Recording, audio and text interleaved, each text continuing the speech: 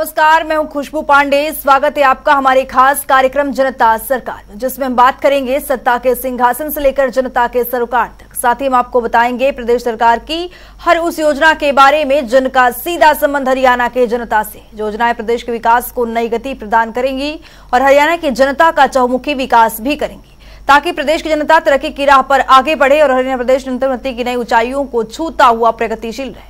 तो अगले 30 मिनट तक बने रहिए हमारे साथ और देखते रहिए जनता सरकार।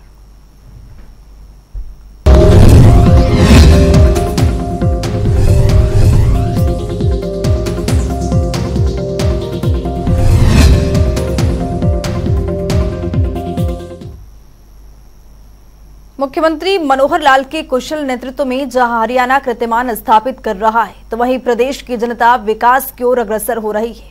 इसी कड़ी में मुख्यमंत्री मनोहर लाल ने बुधवार को प्रेस वार्ता को संबोधित किया। इस दौरान मुख्यमंत्री मनोहर लाल ने कई अहम जानकारियां साझा की। रिपोर्ट देखिए।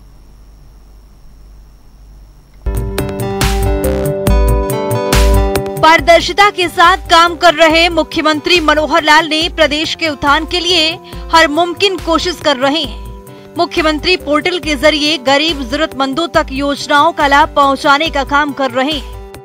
इसी कड़ी में मुख्यमंत्री मनोहर लाल ने बुधवार को प्रेस वार्ता की। इस दौरान उन्होंने कई अहम जानकारियां दी। मुख्यमंत्री ने बताया कि हाल ही में बाढ़ से नागरिकों को कठिनाइयों का सामना करना पड़ा है, जिसके लिए हमने क्षतिपूर्ति पोर्टल लॉन्च किया है। इस पोर्टल के जरिए लोगों को राहत देने का काम किया जा रहा है। दरअसल क्षतिपूर्ति पोर्टल पर आवेदक अपना क्लेम 18 अगस्त तक भर पाएंगे।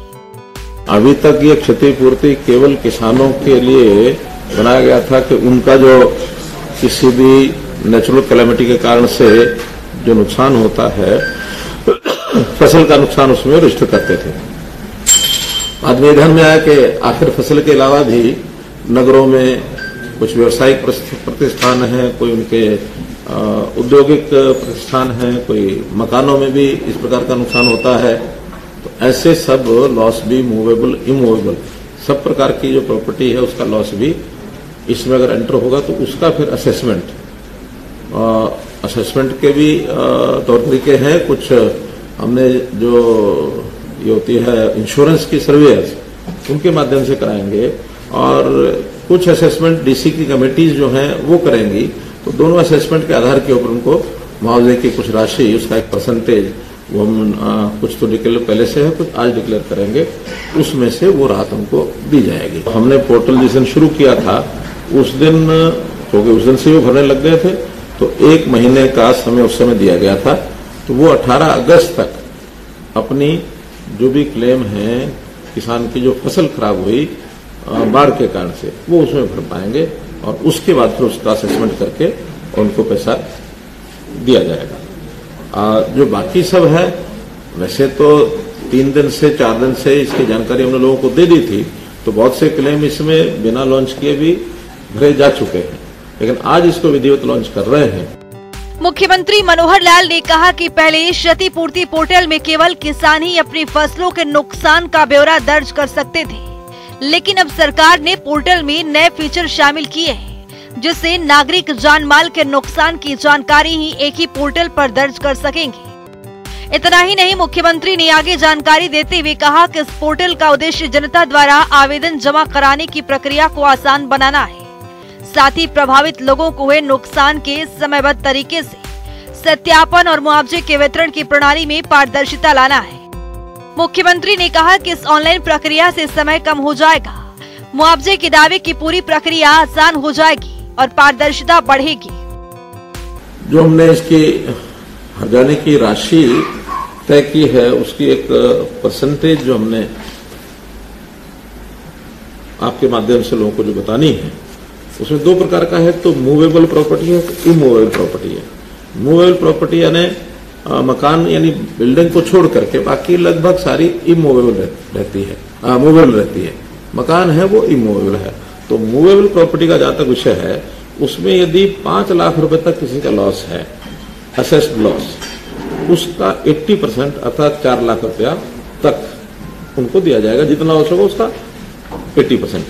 5 से 10 लाख तक 70%, 10 लाख से 20 लाख तक 60% 20 लाख से 50 लाख तक 40% जो एडिशनल है उसका ये जाता जाएगा, और 50 लाख से 1 करोड़ रुपए तक 30%, 1 करोड़ से 1.5 करोड़ रुपए तक 20%, और ये सब मान लो 1.5 करोड़ तक भी हो जाता है, इससे ऊपर भी होता है, तो एक अपर कैप लगाइए कि टोटल 50 लाख तक और ये कंपनसेशन जो है इस लॉस का मिलेगा। इससे ऊपर मैं मान कर चलता हूं जो इससे बड़े जो भी लोग होते हैं सामान्यतः सब लोग अपना इंश्योरेंस कराते हैं, ये तो उस इवेंचुअलिटी में है जिसने इंश्योरेंस ही नहीं कराया है, ताकि ऐसे समय पर उनको भी एक मरहम जो है वो लग सके। तो यानी 1 रुपए से लेकर 50 लाख तक का लॉस इस परसेंटेज के हिसाब से लगभग 1.5 करोड़ तक के नुकसान के लोगों को ये लाभ उसी हिसाब से इंक्रीज होता जाएगा। 1.5 करोड़ से ऊपर का है तो 50 लाख की फिक्स राशि है। ये तो है मूवेबल प्रॉपर्टीज। इसके अंदर कोई मानो व्हीकल है, उसका स्टॉक है, उसकी मशीनरी है, प्लांट है, तो ये सारे इस प्रकार के विषय हैं इसमें कवर होंगे। और जो बिल्डिंग्स हैं अर्थात जो इमूवेबल प्रॉपर्टी है उसमें पहले से हमारी योजना चल रही है, और उसी के अंतर्गत अगर 1 लाख तक का है तो वो कंप्लीट 100% देंगे, 1 से 2 लाख 75%, 2 से 3 लाख 60%, 3 से 5 लाख 50%, 5 से 7 लाख 40%, और 7 से 25 लाख तक 30%, और इसको भी कैप किया है 25 लाख पर कि मैक्सिमम किसी बिल्डिंग का अगर कोई लॉस होता है, मानो उसमें क्रैक आया है, उसमें कोई फर्श टूट गया, उसमें दीवार गिर गई, उसमें टोटल भी गिर गई, तो भी मैक्सिमम 25 लाख रुपए तक का उसका लॉस ये हमने इसमें कवर किया है। मुख्यमंत्री मनोहर लाल ने बताया कि इस पोर्टल पर लोग आपदा में खोए हुए पशुओं की किस्म और संख्या का विवरण अपलोड कर सकते हैं। इसी तरह घर के क्षतिग्रस्त होने की स्थिति में घर का प्रकार यानी कच्चा या पक्का और उसकी क्षति के प्रकार जैसे विवरण प्रदान करना आवश्यक है। नुकसान का आकलन राजस्व एवं आपदा प्रबंधन विभाग के फील्ड स्टाफ द्वारा कम से कम समय में सत्यापित किया जाएगा। मुआवजे की गणना सत्यापन रिपोर्ट के आधार पर की जाएगी और उचित प्रक्रिया के बाद और निर्धारित मानदंडों के अनुसार भुगतान किया जाएगा। इतना ही नहीं, मुख्यमंत्री ने कहा कि इस वर्ष कांवड़ यात्रा के दौरान कुछ कांवड़ियों की मृत्यु की सूचना प्राप्त हुई और पिछले साल की भांति इस वर्ष भी सरकार की ओर से मृतकों के परिवारजनों को 2 लाख रुपए प्रति व्यक्ति के अनुसार मुआवजा दिया जाएगा। अभी तक 24 व्यक्तियों की मृत्यु की सूचना है। जो कावड़िए जो हैं जिनका भी शिवरात्रि शायद 18 या 20 तारीख को थी जुलाई में जी, उससे पहले कुछ कावड़ियाज की डेथ हुई है एक्सीडेंट में, जो भी कुछ कारण रहे। पिछले बार भी हमने दिया था उसी पैटर्न पर जैसे पिछले साल किया था, उसी हिसाब से 2 लाख रुपया प्रति कावड़ी जो इसकी डेथ हुई, जो हरियाणा का रहने वाला है, ऐसे व्यक्तियों को 2 लाख 24 लोगों की अभी तक हमारे पास जानकारी है, 2 लाख रुपया प्रति व्यक्ति प्रति कावड़िया, वो उसको कंपनसेशन हमने पिछले साल का जो तय किया हुआ है उसको हम आगे बढ़ा रहे हैं। सीएम मनोहर लाल ने कहा कि पिछले दिनों हरियाणा शहरी विकास प्राधिकरण की ओर से पानी के बिलों पर 5% प्रति वर्ष की वृद्धि के अनुसार 5 वर्षों का 25% बढ़ाकर बिल देने का विषय सामने आया था। मुख्यमंत्री ने घोषणा करते हुए कहा कि सरकार ने निर्णय लिया है कि वर्ष 2018 से वर्ष 2023 तक उन बिलों का 25% माफ कर दिया गया है और 5% वृद्धि अब से लागू होगी। इसी प्रकार से एक कंसेशन और मैं आज घोषणा कर रहा हूँ, वो है हमारा जो HSVP हरियाणा शहरी विकास प्राधिकरण, इसे पिछले दिनों में बिजली के बिलों का एक विषय आया था, बिजली का पानी का तो 5% प्रति वर्ष के हिसाब से उन्हें पिछले 5 साल का 25% बढ़ा के बिल दे दिए थे। तो विचार करने के बाद हमें आया कि ये गलती वास्तव में डिपार्टमेंट की है। उस समय 5% बढ़ाने का एक सर्कुलर निकाला, लेकिन उसकी डिमांड नोट कभी भेजा नहीं गया। हमने सारे रिकॉर्ड देख लिए हैं, वो फाइल में केवल बढ़ा करके छोड़ दिया और अब आकर 5 साल का इकट्ठा डिमांड नोट भेजा। बहुत लोगों ने कहा कि आखिर एक साथ ऐसे 25% का रेट बढ़ाना उचित नहीं है, तो बहुत सुझाव आए अलग अलग, लेकिन अंततः तो हमने फैसला किया कि ये 5% की बढ़ोतरी जो 2018 में की थी, 18 से 23 तक, अब तक सारी फ्री कर देंगे हम। केवल अब से वो 5% आगे लागू होगी।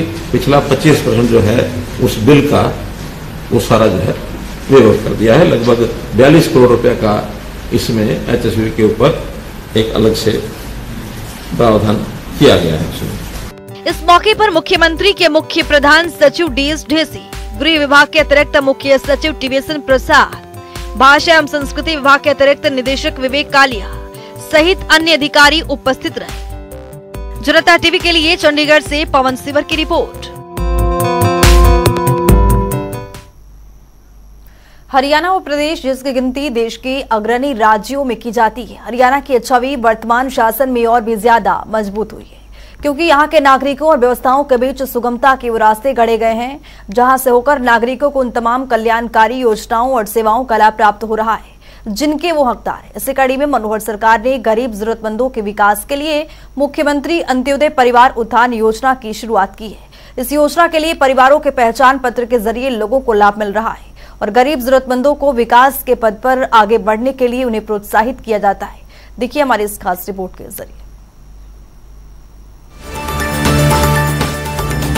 हरियाणा के मुख्यमंत्री मनोहर लाल के कुशल नेतृत्व में हरियाणा प्रदेश विकास के पथ पर अग्रसर हो रहा है। मुख्यमंत्री का सोच है कि योजनाओं का लाभ प्रदेश के हर एक नागरिक तक पहुंचे। इसी कड़ी में हरियाणा के मुख्यमंत्री मनोहर लाल ने मुख्यमंत्री अंत्योदय परिवार उत्थान योजना की शुरुआत की। इस योजना के तहत कौशल विकास, स्वरोजगार और रोजगार सृजन की शुरुआत की ओर कदम बढ़ाया गया है, ताकि अंत्योदय परिवारों की न्यूनतम वार्षिक आय 1 लाख से 1,80,000 तक प्रति वर्ष बढ़ाई जा सके। मुख्यमंत्री के इस दूरगामी सोच से प्रदेश के लोगों का निरंतर विकास सुनिश्चित हुआ है। इस योजना का शुभारंभ मुख्यमंत्री मनोहर लाल ने साल 2022 में गुरु रविदास की 644वीं जयंती के अवसर पर किया था।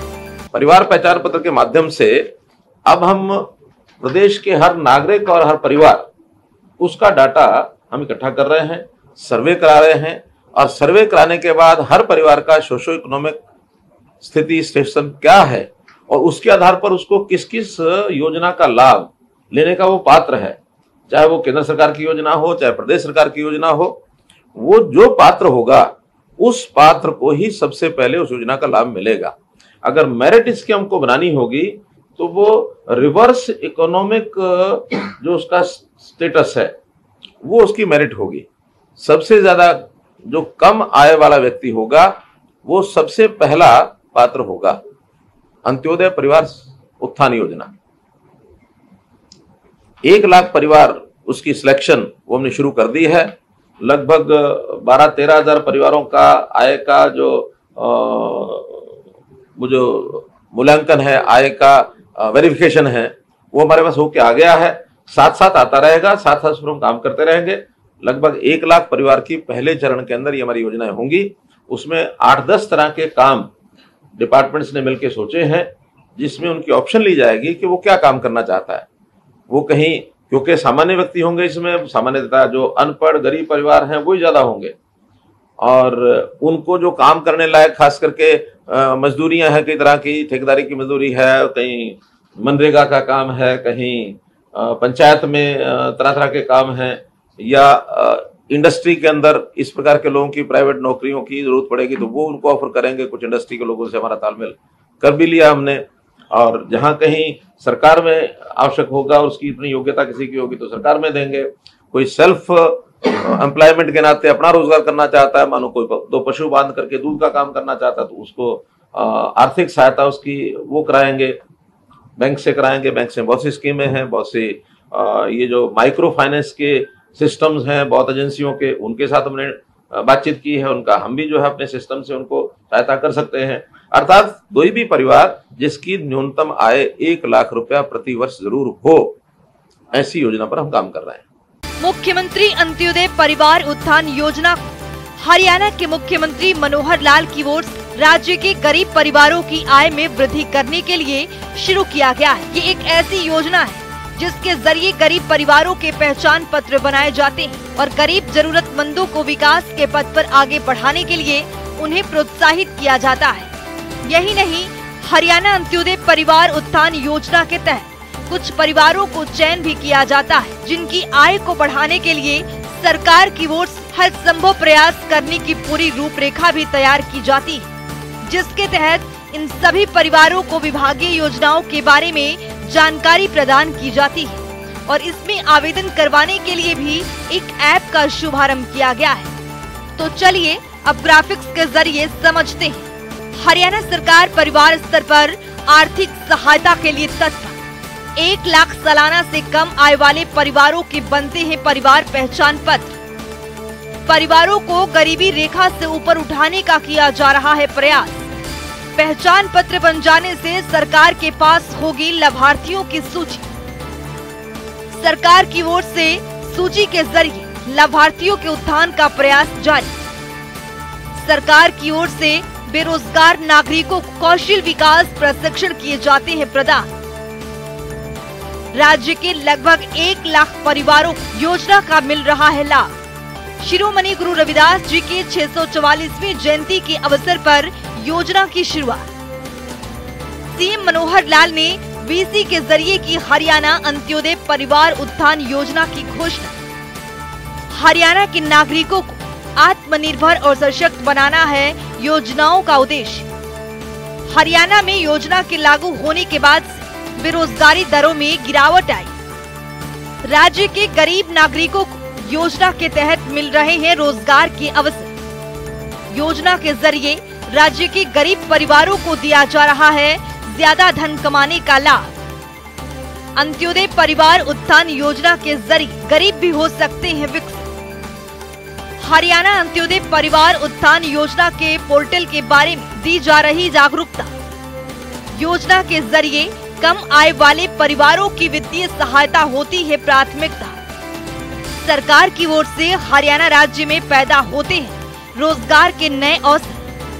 वार्षिक आय 1 लाख से कम वाले परिवारों को मिलती है आय में वृद्धि के अवसर। सरकार की ओर से स्वरोजगार के लिए ब्याज मुक्त ऋण देने की व्यवस्था।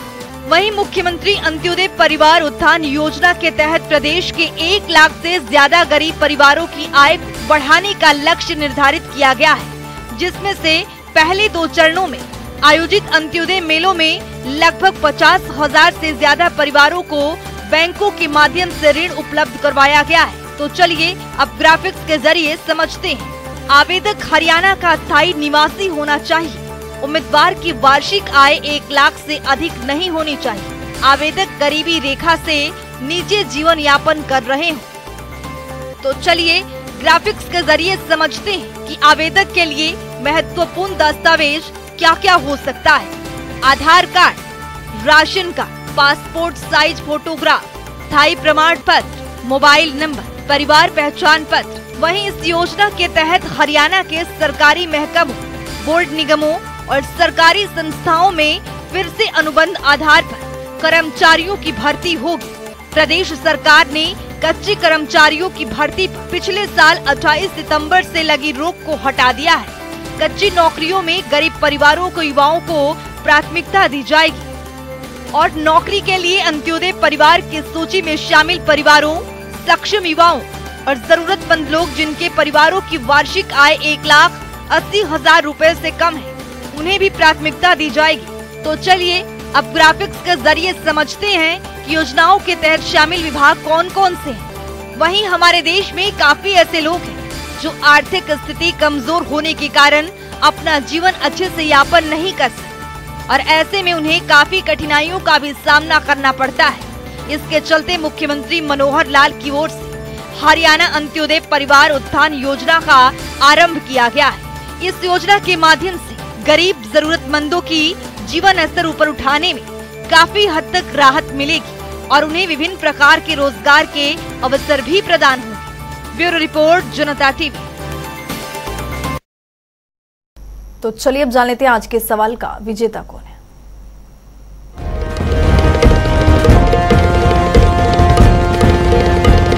तो बात अब आज के विजेता की। जैसा कि आप जानते हैं, हर रोज एक नया सवाल पूछते हैं। सही जवाब देने वाले के नाम और तस्वीर अपने टेलीविजन स्क्रीन पर दिखाते हैं, साथ ही उसको उपहार भी देते हैं।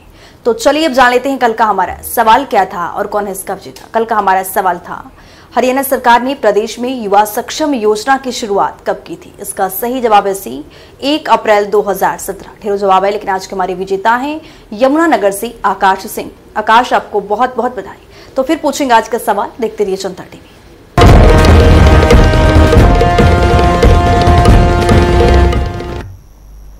तो वक्त हो गया है आज की मुलाकात का। आज की मुलाकात में हम हर दिन नए शख्सियत से आपको रूबरू कराते हैं, उनके कार्यप्रणाली पर बारीकी से नजर डालते हैं। जानते हो तमाम योजनाएं जो बनी है हरियाणा की जनता के लिए। तो ऐसे ही शख्सियत से जनता टीवी ने खास बातचीत की है। इनका नाम है डॉक्टर दिन मोहम्मद, जो कि 9 से जिला बागवानी अधिकारी के पद पर काबिज है। सुनिए।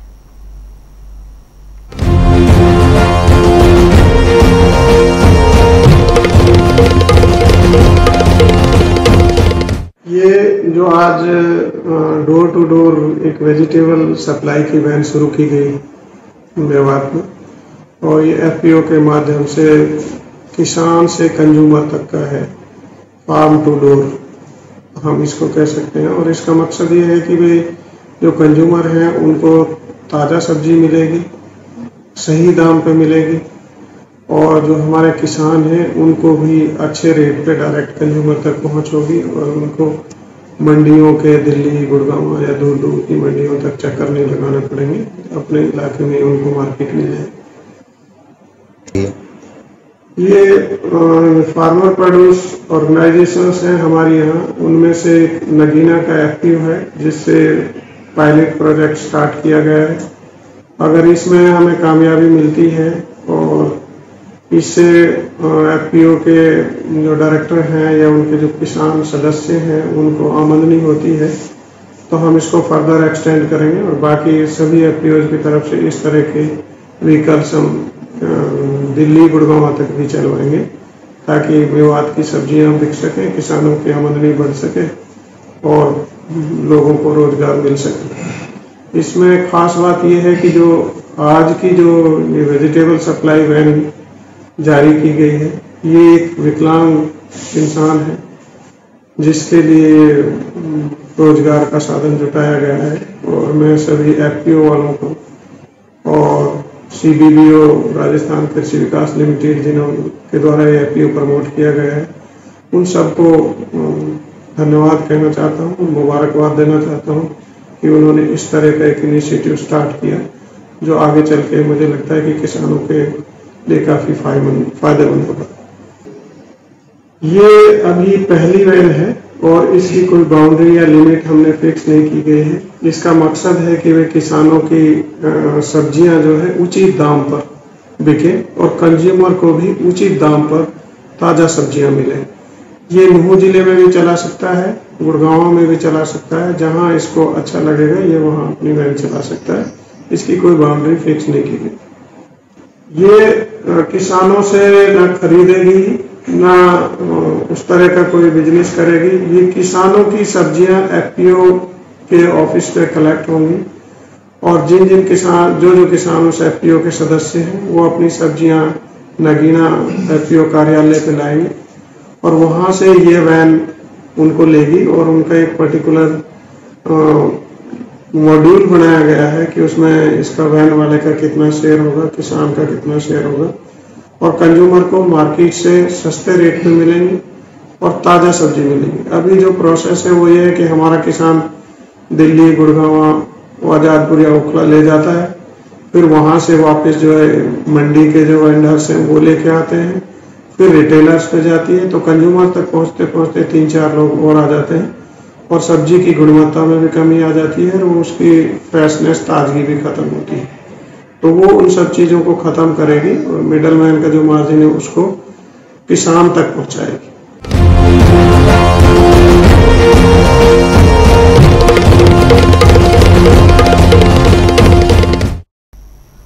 तो वक्त हो गया है आज के सवाल का, तो चलिए अब जान लेते हैं आज के सवाल में क्या कुछ।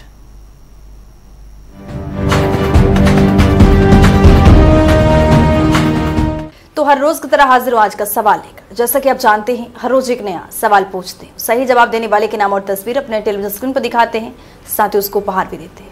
तो चलिए नजर डालते हैं आज के सवाल पर। हरियाणा प्रदेश में हरियाणा सोलर इन्वर्टर चार्जर योजना की शुरुआत कब की गई थी? ए साल 2019, बी साल 2023, सी साल 2015, डी साल 2022। तो दीजिए सही जवाब और बनिए विजेता।